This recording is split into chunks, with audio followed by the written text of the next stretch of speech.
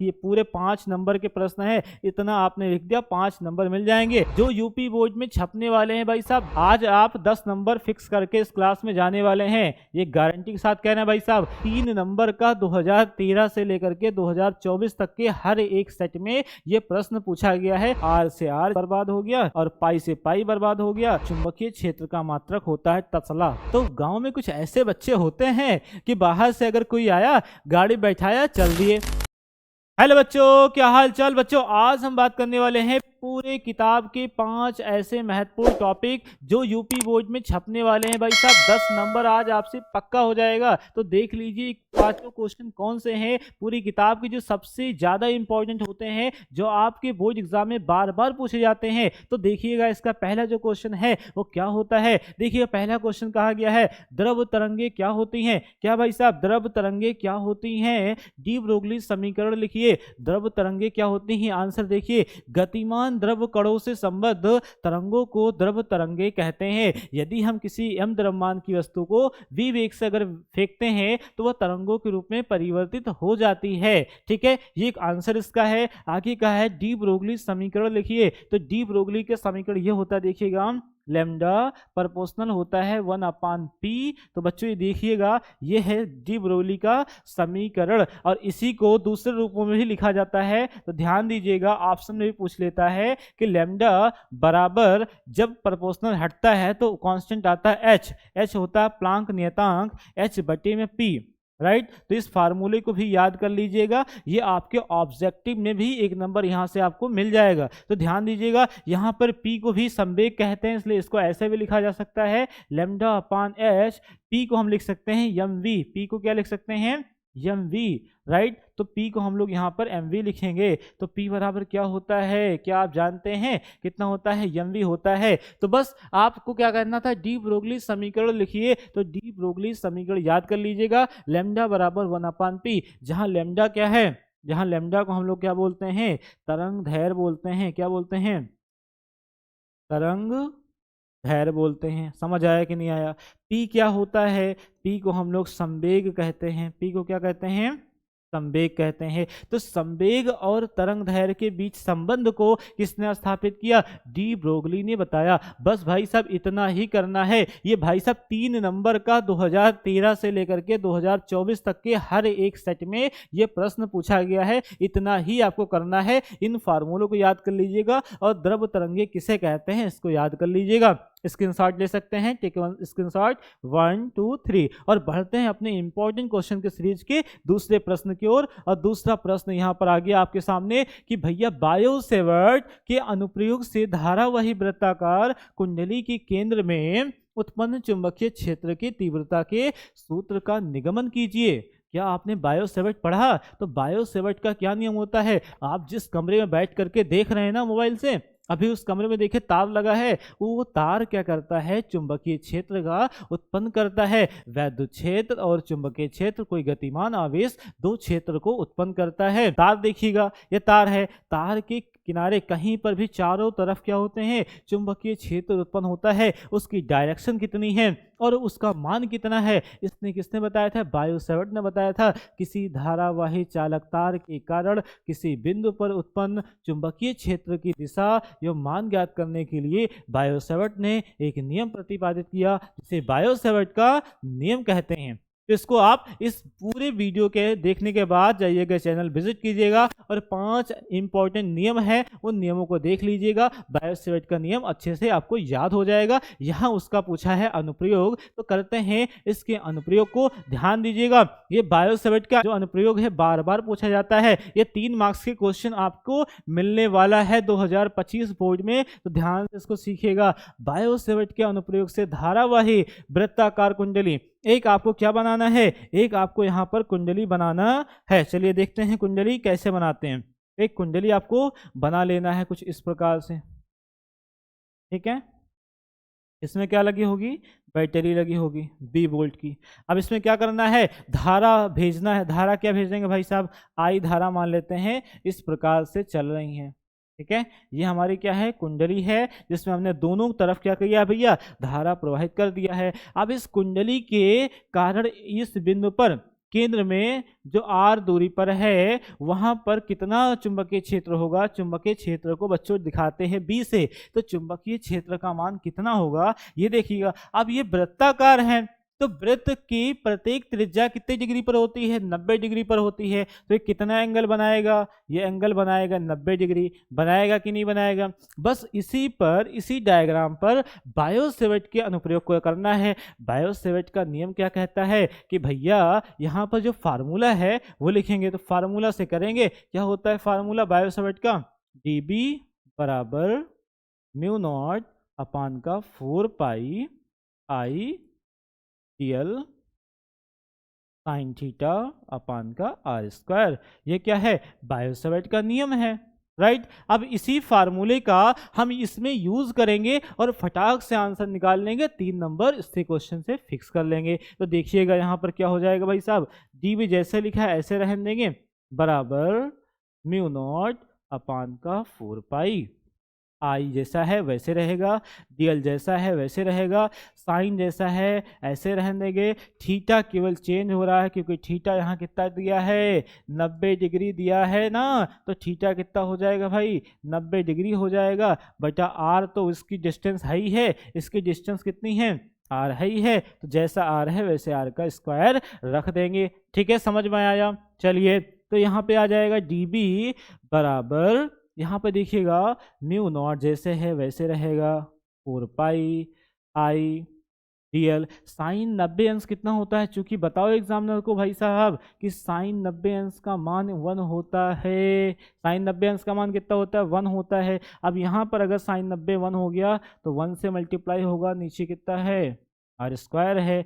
तो डीबी बराबर होगा म्यू नॉट अपान का 4 पाई आई डीएल बटे में क्या होगा, आर स्क्वायर आ जाएगा। अब देखिए ये सूक्ष्म पृष्ठ के लिए आया है, कितने पृष्ठ के लिए है, अल्पांश लंबाई डीएल के लिए आया है। किसके लिए आया है, अल्पांश लंबाई डीएल के लिए, क्योंकि आपका बी क्या है, छोटा है। अब भैया अगर बी आपका छोटा है तो उसको बड़ा करेंगे ना, तो संपूर्ण पृष्ठ के लिए निकालेंगे तो क्या करते हैं, समाकलन करते हैं। तो संपूर्ण पृष्ठ के लिए निकाल लेंगे, समाकलन कर देंगे, इसको मान लेंगे समीकरण नंबर 1 और बताएंगे संपूर्ण पृष्ठ के लिए समाकलन करने पर यहाँ क्या करना है, डीबी को छोटा है इसको बड़ा कर देंगे। तो यहाँ बड़ा करने के लिए चलते हैं अपने नेक्स्ट पेज पर। देखिए हम यहाँ लिखेंगे ऐसे करके, नीचे समीकरण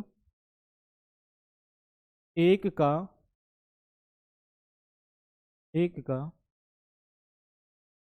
समाकलन करने पर, समीकरण 1 का क्या करना भैया, समाकलन करना है। तो जैसे ही समीकरण 1 का, समीकरण 1 क्या है, dB बराबर है म्यू नॉट अपान 4 पाई आई डीएल अपान का आर स्क्वायर, ये समीकरण 1 है। इसका हम दोबारा लिख दिए ताकि समीकरण आपको समझ में आए। अब इसका जैसे ही समाकलन करेंगे सिंबल लग जाएगा समाकलन का, राइट। अब ये समाकलन का सिंबल है, डीबी समाकलन से क्या आएगा, बाहर आ जाएगा, बी बराबर, यहाँ पर छोटा क्या है, जो छोटा होता है ना उसी का समाकलन होता है। तो छोटा कौन सा है, अल्पांश लंबाई है, डीएल है, बाकी सब कांस्टेंट वैल्यू बाहर आ जाएगा, म्यू नॉट आई बाहर आ गया, नीचे से कौन आया, 4 पाई आर स्क्वायर बाहर आ गया, राइट। अब यहाँ अंदर क्या बचा, केवल बचा डीएल। और डीएल क्या है, डीएल क्या होता है भैया, डीएल होता है, ये अल्पांश लंबाई डीएल है, फिर अगला फिर से डीएल आएगा, फिर अगला फिर से डीएल आएगा, ऐसे डीएल और डीएल टुकड़े में है। और ये क्या है, वृत्त की परिधि है। तो वृत्त की परिधि, तो भैया वृत्त की जो परिधि है कितना होता है, 2 पाई आर। इसलिए यहाँ बताना होगा आपको, यहाँ बताना होगा कि चूंकि इंटीग्रेशन ऑफ डीएल इक्वल क्या होता है, 2 पाई आर, जिसको हम लोग क्या बोलते हैं, वृत्त की परिधि बोलते हैं। क्या बोलते हैं, वृत्त की परिधि। तो डीएल को क्या लिख सकते हैं, डीएल को अपन लोग म्यू नॉट आई अपान का 4 पाई आर स्क्वायर गुणते पूरा डीएल की जगह क्या आ जाएगा, 2 पाई आर हो जाएगा।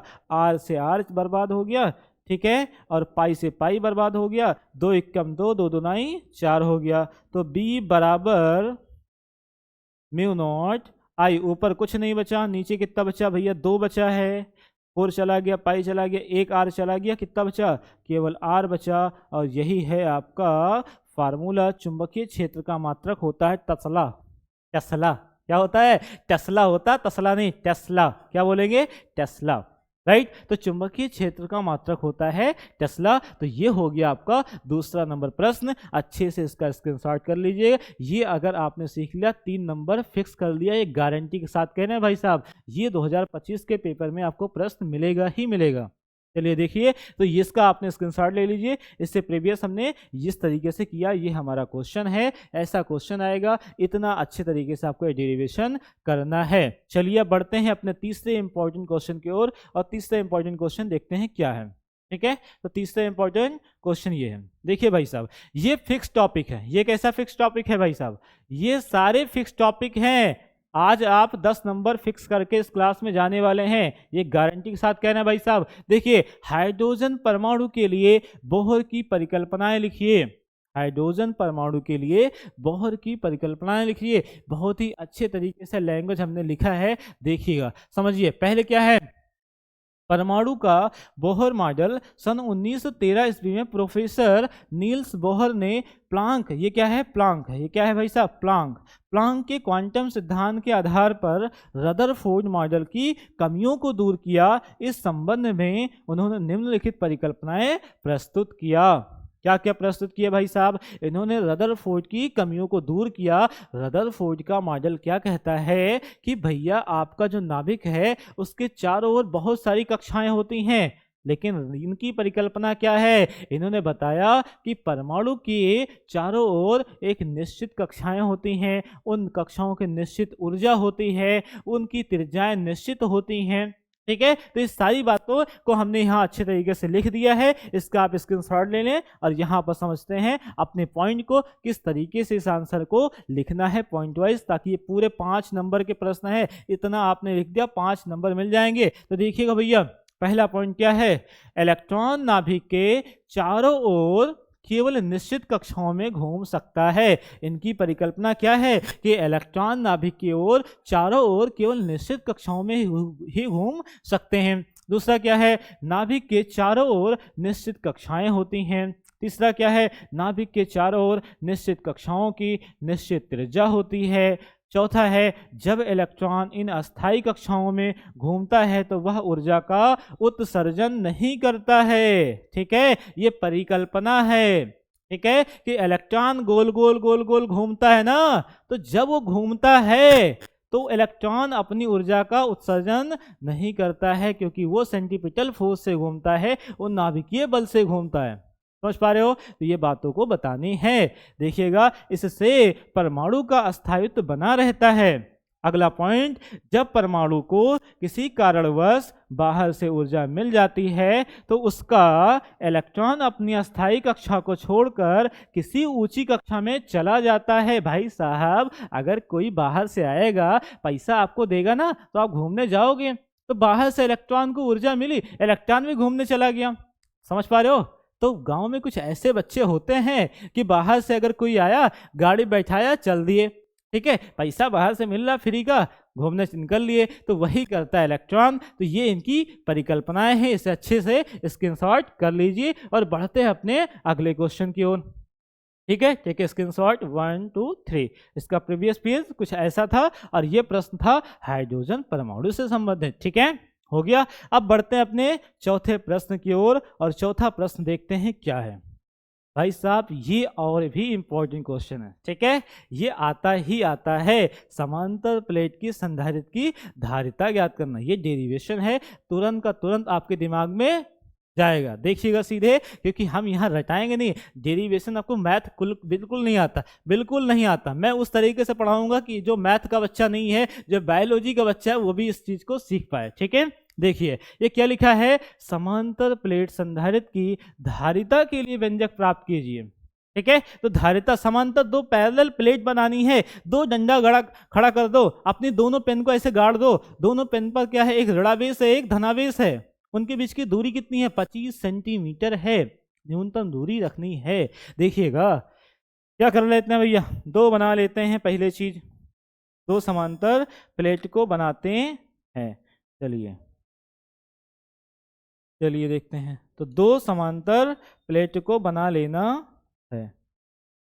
एक यहां पर बना देते हैं और एक यहां बना देते हैं, ऐसे दो प्लेट बनाने हैं। एक प्लेट ये है, एक प्लेट आपका ये है। अब इनको चलते हैं, सजाते हैं। चलिए सजाते हैं। इसको कैसे सजाएंगे भाई साहब, देखिएगा, ध्यान दीजिएगा कैसे इसको सजाते हैं हम लोग। तो इसको क्या करना है, इसको भैया करना है धनावेश। इसको क्या करना है, धनावेश। तो इसको सजा दीजिएगा। एक को करना है धनावेश और एक को करना है ऋण आवेश। एक को करना है धनावेश, एक को करना है ऋण आवेश। दो प्लेटें बनानी हैं, एक को धनावेश और एक को ऋणावेश से सजा देना है। तो यहाँ पर सजाएंगे और ऊपर बताएंगे इस पर प्लस क्यू आवेश है, इस पर माइनस क्यू आवेश है। राइट, इस पर कितना आवेश है, प्लस क्यू आवेश है, इस पर माइनस क्यू आवेश है। समझ पा रहे हो, ये हो गया। इसके बीच की जो दूरी है, इसके जो बीच की प्लेटों के बीच की जो डिस्टेंस होती है उसको ध्यान दीजिएगा। इसका डिस्टेंस कितना होता है, इसका जो डिस्टेंस है वो कितना होता है। तो इसका जो डिस्टेंस है भाई साहब, इसका डिस्टेंस डी होता है। इसका डिस्टेंस कितना है, डी है। ये दोनों प्लेटें डी दूरी पर रखी होती हैं। और इसका पृष्ठीय आवेश घनत्व कितना होता है, सिग्मा। इसका भी पृष्ठीय आवेश घनत्व कितना होता है, सिग्मा। और इसके प्लेटों का जो क्षेत्रफल है, एरिया है, वो कितना है, ए है। प्लेटों का क्षेत्रफल कितना है, ए है। इतनी चीजें आपको इस प्लेट के अंदर रखना है। एक प्लेट कितना विद्युत क्षेत्र उत्पन्न करता है, E1 उत्पन्न करता है। कितना इसका मान होता है, सिग्मा अपान 2 एप्सिलॉन नॉट। और दूसरा कितना उत्पन्न करेगा, E2 बराबर सिग्मा अपान 2 एप्सिलॉन नॉट उत्पन्न करता है। ये चीजें आपको समझ में आई कि नहीं आई, बिल्कुल ये डायग्राम आपको बना देना है और इनकी रचना ऐसे ऐसे नहीं लिखनी है, पॉइंट वाइज समझाना होता है एग्जामिनर को। ध्यान दीजिएगा कैसे लिखते हैं इसकी रचना को, ठीक है, समझिएगा। चलिए देखते हैं इसकी जो रचना है कैसे है। तो सबसे पहले हम लिखेंगे प्लेटों का क्षेत्रफल। पहला काम क्या करते हैं, प्लेटों का क्षेत्रफल। तो प्लेटों का क्षेत्रफल कितना है, जल्दी से बताइए। प्लेटों का जो क्षेत्रफल है वो कितना लिया हमने, ए मान रखा है। तो प्लेटों का क्षेत्रफल कितना आ जाएगा, ए आ जाएगा। दूसरा नंबर पॉइंट आपको लिखना है यहाँ पर। दूसरा नंबर पॉइंट क्या है, प्लेटों पर आवेश क्या है, प्लेटों पर कैसा आवेश लिया है। जो इंफॉर्मेशन आपने लिया है उसको लिखना होता है। प्लेटों पर आवेश, प्लेटों पर, प्लेटों पर आवेश कितना होता है, प्लस क्यू आवेश लिया है, कामा माइनस क्यू आवेश लिया है। अगला इंफॉर्मेशन आपने क्या लिया भाई साहब, अगला इंफॉर्मेशन आपने लिया है यहाँ पर इंफॉर्मेशन लिया है अच्छे तरीके से कि तीसरा इंफॉर्मेशन आपने क्या लिया है, तीसरा इंफॉर्मेशन हमने लिया है कि प्लेटों का बीच की जो दूरी है वो कितनी है, डी है। तो तीसरा लिखो ऐसे अच्छे तरीके से, प्लेटों के मध्य दूरी। तो प्लेटों के मध्य दूरी कितनी है भाई साहब, डी है। तो प्लेटों के बीच की दूरी डी है। चलिए अगला बात करते हैं, चौथा नंबर पॉइंट क्या है। तो चौथा नंबर पॉइंट क्या है, सिग्मा। सिग्मा क्या होता है सर, पृष्ठीय आवेश घनत्व होता है। सिग्मा को लिखेंगे प्लेटों का पृष्ठीय आवेश आवेश घनत्व। प्लेटों का पृष्ठीय आवेश घनत्व, इसको घनत्व को लिखना है भाई साहब सिग्मा। और सिग्मा बराबर होता है आवेश बटा एरिया, कि कितने छोटे से एकांक क्षेत्रफल पर कितने आवेश हैं उसके अनुपात को बोलते हैं पृष्ठीय आवेश घनत्व। याद हुआ, ये पॉइंट इस तरीके से बना करके एग्जाम में लिखना होता भैया। अगला पॉइंट जो है वो क्या होता है, अगला जो पांचवा पॉइंट है वो लिखना है प्लेटों के मध्य उत्पन्न वैद्युत क्षेत्र की तीव्रता। तो प्लेटों के मध्य कितनी वैद्युत क्षेत्र की तीव्रता है, इसको लिखिए, प्लेटों के मध्य वैद्युत क्षेत्र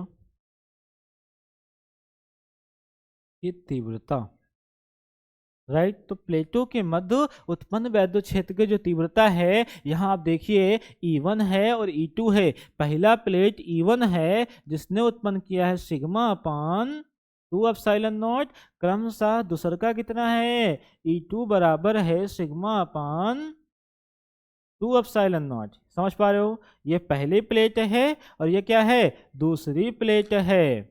समझ पा रहे, तो ये चीजें इस तरीके से आपको लिखनी ही, अट्रैक्टिव बनाना है ताकि एग्जामिनर एक भी नंबर आपका काट ना सके। एग्जामिनर का जो पेन है वो आपकी कॉपी पर कई बार चलना चाहिए, ऐसा नहीं कि एक बार उसने मारा आगे चला गया। तब तो अगर वो भैया ऐसा किया तो आपका नंबर कट जाएगा। इस तरीके से आपको आंसर राइटिंग करना है। जो डायग्राम होगा उस डायग्राम की रचना कुछ पॉइंट वाइज इस तरीके से हम लिखेंगे।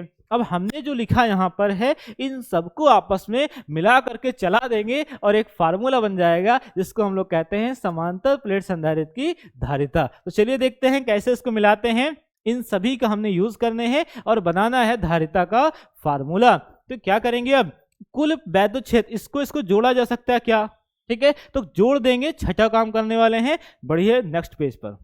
चलिए यहां पर क्या करेंगे भाई साहब, छठा जो काम है वो कर लेंगे। प्लेटों के मध्य कुल वैद्युत क्षेत्र की तीव्रता, ठीक है। तो कुल वैद्युत क्षेत्र की तीव्रता कितना है भाई साहब, अलग अलग है ना। E बराबर को क्या बोल सकते हैं, E1 प्लस का क्या बोल सकते हैं, E2, कि E1 और E2 अकेला किसका है, E का है, तो मान रख देंगे और टोटल विद्युत क्षेत्र निकल जाएगा। E1 कितना है, sigma upon 2 epsilon not plus sigma upon 2 epsilon not. तो E का मान कितना आ जाएगा, 2 एप्सिलॉन नॉट ऊपर क्या है सेम आ जाएगा ना, तो 2 सिग्मा हो जाएगा बटे 2 एप्सिलॉन नॉट हो जाएगा, क्योंकि सेम था ना, एलसीएम वही आ जाएगा तो आपस में जुड़ गया। तो 2 से 2 क्या हो जाएगा भैया, बर्बाद हो जाएगा। 2 से 2 क्या हो जाएगा, बर्बाद हो जाएगा। अब अगर 2 से 2 क्या हो गया, बर्बाद हो गया, तो क्या बचा, सिग्मा अपान एप्सिलॉन नॉट। तो E का मान जो है, इसे ध्यान दीजिएगा, इसे मान लीजिएगा इक्वेशन नंबर फर्स्ट। समझ पा रहे हो। अब आपको सातवां जो काम करना है वो क्या करना है, सातवां काम कि भैया E जो आया है इस E का यूज कैसे करें, क्योंकि हमें चाहिए क्या, हमें धारिता चाहिए। C का फार्मूला क्या होता है, Q अपान V होता है। तो यहाँ Q तो मिल जाएगा बट V कैसे आएगा, तो V निकालने के लिए E का उपयोग करना है। V निकालने के लिए तो वैद्युत क्षेत्र तथा विभवांतर में संबंध को लगाते हैं और आंसर पाते हैं। तो देखिए बस आंसर आ गया आपका, फटाक से लिखेंगे सातवें काम में, वैद्युत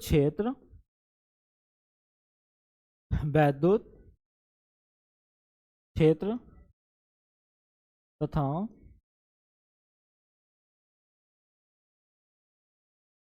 विभवांतर में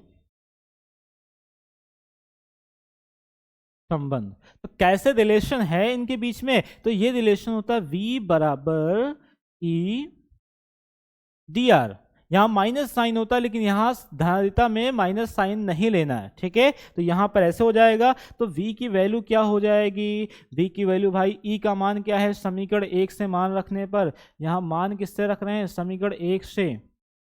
तो समीकरण 1 से जैसे मान रखेंगे तो क्या आ जाएगा, सिग्मा अपान एप्सिलॉन नॉट। और dr क्या है, dr बताओ ना एग्जामिनर को, dr को क्या बोलते हैं, d बोलते हैं। dr क्या भाई साहब, d के बराबर है, dr एक दूरी है और दूरी को हमने d माना है, तो यहाँ क्या आ जाएगा, d आ जाएगा। तो सिग्मा अपान एप्सिलॉन गुणे में क्या है, d है। अब इसको आगे बढ़ाते हैं, यहाँ देखिएगा इसको आगे बढ़ा करके लिखते हैं, क्या आ जाएगा, v बराबर सिग्मा d अपान क्या है, एप्सिलॉन नॉट है। तो इसमें बताना है कि हम भैया सिग्मा जानते हैं, पृष्ठीय आवेश घनत्व है कितना होता है, Q बटे A होता है, इसका क्रॉस मल्टीप्लाई करा देंगे तो Q एकम Q बराबर आ जाएगा सिग्मा A। कितना आ जाएगा? सिग्मा A आ जाएगा। अब अगर सिग्मा A आ गया तो क्या आ जाएगा? V बराबर सिग्मा के जगह रखेंगे सिग्मा, यहाँ अगर देखें सिग्मा का मान रख देते हैं, डायरेक्ट क्या करें मान निकाल ले, चलिए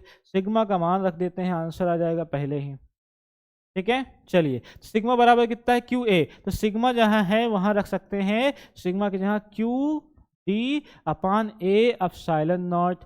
ये लीजिए इक्वेशन नंबर सेकंड बन गया। अब इक्वेशन नंबर अगर सेकंड बन गया आपका तो बी निकल गया ना, अब बी निकल गया तो आंसर आ गया। लीजिए आठवां काम आपको करना है धारिता की परिभाषा से। किससे करना है? धारिता की परिभाषा से। धारिता की परिभाषा से। अब भाई साहब धारिता की परिभाषा से जब हम करेंगे तो धारिता की परिभाषा क्या है? C बराबर होता है Q बटे में V, और V का मान समीकरण 2, तो यहाँ बताएंगे कि समीकरण 2 से मान रखने पर, समीकरण 2 से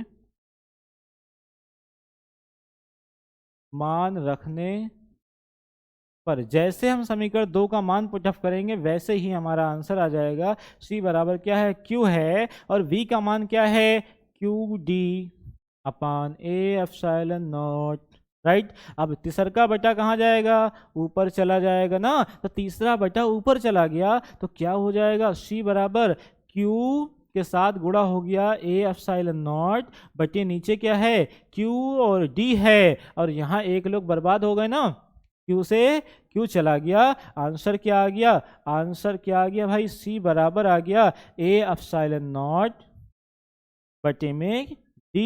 तो ए एप्सिलॉन नॉट बटे में D जो है इसका मात्रक होता है फैराड। ठीक है, यही है इसका आंसर। इतना आपने कर दिया, फिक्स है 5 नंबर। राइट, तो ये क्या हो गया भैया? 5 नंबर आपका तैयार हो जाएगा। इसका स्क्रीनशॉट आप ले लीजिए अच्छे तरीके से। ये क्या होगा? तो इसका स्क्रीनशॉट 1 2 3, और इसका प्रीवियस पेज कुछ ऐसे था।